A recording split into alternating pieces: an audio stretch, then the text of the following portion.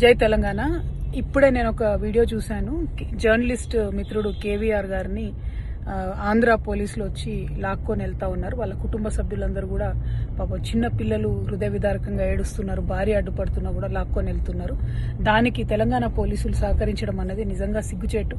ఎందుకంటే ఇదివరకే ఒక చిన్న కమెంట్ చేసినందుకు, పొలిటికల్ కమెంటరీ చేసినందుకు అతన్ని తీసుకెళ్లి ఆంధ్ర పోలీసులు ఘోరంగా కొట్టడం జరిగింది.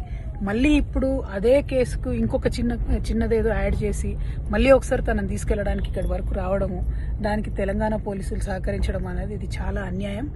అదే వేరే ఆంధ్రాకు సంబంధించినటువంటి సినిమా యాక్టర్లు మన గడ్డ మీదకి వచ్చి మన ఉద్యమాన్ని అవమానపరిచి మనని వేర్పాటువాదులని, టెర్రరిస్టులని, ఉగ్రవాదులని అంటే ఈ తెలంగాణ పోలీసులకు మరి ఎందుకు కేసు పెట్టేటటువంటి దమ్ము ధైర్యం లేదు? ఎవరికి మీరు పోలీసులు? తెలంగాణ ప్రజలకా, ఆంధ్ర వాళ్ళకా? ఇదేంది అన్యాయం? అతన్ని లాక్కొని వెళ్తా ఉన్నారు. ఎన్నిసార్లు తీసుకొని వెళ్తారు ఒకటే కేసులో? ఒకసారి అయిపోయింది, తీసుకొని వెళ్ళిండ్రు. దాన్ని కూడా మీరు అలౌ చేయాల్సింది కాదు. ఈసారి కూడా మళ్ళీ అలౌ చేయడం అన్నది కేవలం ఇది ఫ్రీడమ్ ఆఫ్ స్పీచ్ కిందకే వస్తుంది.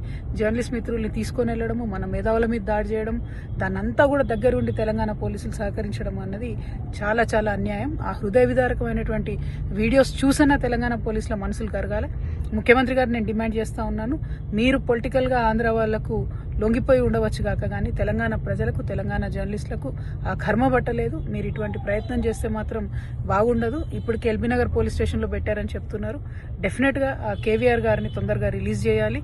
తెలంగాణ పోలీసులు సహకరించకూడదు. ఇటువంటి పెట్టి చిన్న కేసులు, చాలా చిన్న విషయాలకు పెట్టే పెట్టి కేసులకు కూడా సహకరించడం అన్నది అన్యాయం. అది వారికి వాక్ స్వాతంత్రం ఉండాలి, అది లేకుండా చేస్తున్నారు. ఇది చాలా దుర్మార్గం.